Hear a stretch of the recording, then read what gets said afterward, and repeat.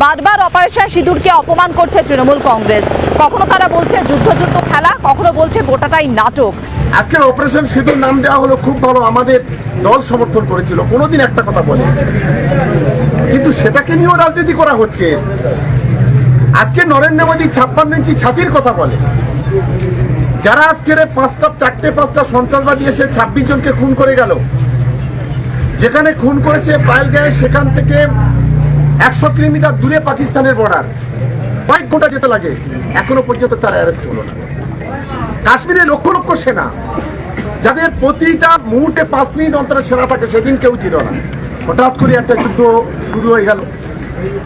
ঠিক যেমন পুলওয়ামাতে 42 জন সেনা শহীদ হয়েছিল, তার এখনো কোনো সঠিক হিসাব খুঁজে পাওয়া যায়নি। প্রতিটি নির্বাচন আসার আগে অনেক ঘটনা বাংলাতে, ভারতবর্ষে, এটা আমাদের সকলকে বুঝতে হবে।